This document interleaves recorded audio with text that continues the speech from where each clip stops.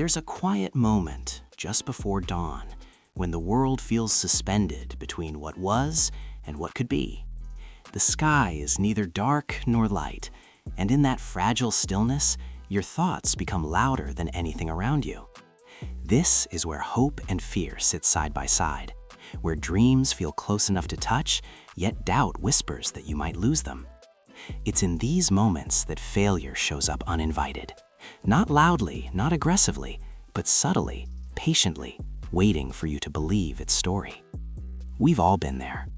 We've all felt the sting of disappointment, the hollow silence after trying your hardest and still falling short, the ache of watching an opportunity pass you by, knowing you wanted it more than anything. And maybe, if you're listening to this right now, you've been carrying those moments longer than you should. Maybe they've started to define how you see yourself. Maybe failure has become a label instead of an experience. But what if that label is a lie? What if failure was never meant to be a scar on your identity, but a sharpening stone for your strength? Most people treat failure like a verdict, a final judgment, a stamp that says, this is as far as you go. But failure is not a courtroom, it's a workshop. It's not here to condemn you, it's here to shape you. And the moment you understand that, everything changes. Failure doesn't arrive to destroy you. It arrives to test you, to ask a question that only you can answer. Will you stop here, or will you adapt? The problem isn't that we fail. The problem is that we let failure speak louder than our potential. Failure has a way of crawling into your mind and rewriting the story you tell yourself. It starts small, a thought here, a memory there, then slowly, almost invisibly, it becomes a belief. Maybe I'm not good enough. Maybe this isn't for me. Maybe I should stop trying. And that's the danger. Because once failure becomes identity, growth becomes impossible. Think about how many people are living lives they never wanted, not because they lacked talent or opportunity, but because they were afraid of failing again. They stay in jobs that drain their energy. They remain in relationships that limit their growth. They abandon ideas that once made them feel alive. Not because they can't do better, but because the pain of past failure feels heavier than the hope of future success. Fear of failure doesn't just stop action, it shrinks imagination. But here's the truth most people never hear. Failure is not proof that you are incapable, it is proof that you tried. And trying is the only entry point to growth. Every person you admire, every leader, creator, innovator, and visionary has a history of failure that never makes it into the highlight reel. What separates them from everyone else isn't luck or talent, it's perspective. They didn't ask, what does this failure say about me? They asked, what is this failure teaching me?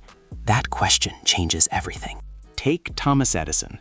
Thousands of failed experiments, years of frustration, endless setbacks. But he never called himself a failure. He called them attempts, data, information. Each mistake narrowed the path to success. To him, failure wasn't an ending. It was progress wearing uncomfortable clothing. Now, imagine if he had stopped after the first 100 attempts, or the first 1,000. The world would look very different. And so would your life if you stop now. Failure becomes powerful the moment you stop resisting it and start studying it. When you stop asking, why did this happen to me? And start asking, what can I extract from this? Because failure always leaves clues. Clues about your strategy. Clues about your preparation. Clues about your assumptions. Clues about what needs to change. But most people never collect those clues. They run from them. They bury them under shame, distraction, or denial. And in doing so, they waste the greatest teacher they'll ever encounter. Here's something important. Failure hurts because it threatens identity. It doesn't just say, this didn't work. It feels like it says, you are not enough. That's why it cuts so deeply. The mind is wired to protect the image you have of yourself. When failure challenges that image, it triggers fear, defensiveness, and avoidance. But discomfort isn't danger. Pain isn't proof of incapability. It's proof that you're operating at the edge of your comfort zone, where growth lives. And growth is never comfortable. One of the most powerful shifts you can make starts with language. Words shape reality. When you say, "I failed," you turn an event into an identity. When you say, "This attempt failed," you keep your identity intact. One sentence traps you, the other frees you. You are not your outcomes. You are not your mistakes. You are not your past decisions. You are the one learning from them. And learning is movement. Failure becomes destructive only when reflection stops, when pain turns into paralysis, when disappointment turns into resignation. That's not failure's fault, that's neglect. Failure unattended becomes fear. Failure examined becomes wisdom. And wisdom is power. There's another truth people avoid. Resilience is built through impact. You don't become strong by avoiding falls. You become strong by standing up, again and again. Resilience is not talent, it's training. Every time you fail and choose to continue, you reinforce a powerful internal message. I can survive this. That message changes how you approach everything. You stop panicking at obstacles. You stop collapsing under pressure. You stop needing guarantees before you act. You trust yourself. And self-trust is one of the rarest, most valuable assets a human can have. Here's something even deeper. Failure connects you to humanity. Everyone has failed. Everyone has been rejected. Everyone has doubted themselves at some point. Failure is not proof that you are broken. It's proof that you are human. And when you stop seeing failure as a personal flaw and start seeing it as a shared human experience, shame loses its grip. You're not alone. You never were. Some of the most powerful transformations happen after the most humiliating losses. Careers reborn after rejection, identities reshaped after collapse, purpose discovered after disappointment. Timing does not define destiny. A failure today does not cancel tomorrow's success. A setback now does not invalidate your future. Life is not linear, it's adaptive. And sometimes what feels like destruction is actually redirection. There are people who failed early and succeeded late, people who succeeded early and failed later, people who failed repeatedly and then broke through in ways no one expected. The only common factor among those who rise? They didn't quit learning. They didn't let failure become a full stop. They turned it into a comma. Here's a story that repeats itself quietly across the world. Someone pours years into a dream, time, energy, sacrifice. They believe in it with everything they have. Then it collapses, publicly, painfully. People doubt them. Some walk away. Others judge. And for a moment, everything feels pointless. That moment is critical, because that's where paths split. One path leads to bitterness. The other leads to refinement. The ones who rise choose refinement. They analyze what failed without attacking themselves. They write down the lessons. They identify the gaps. They rebuild, not from ego, but from understanding. And what emerges is always stronger than what came before. Not because failure made them special, but because they listened. Failure does not reward emotion.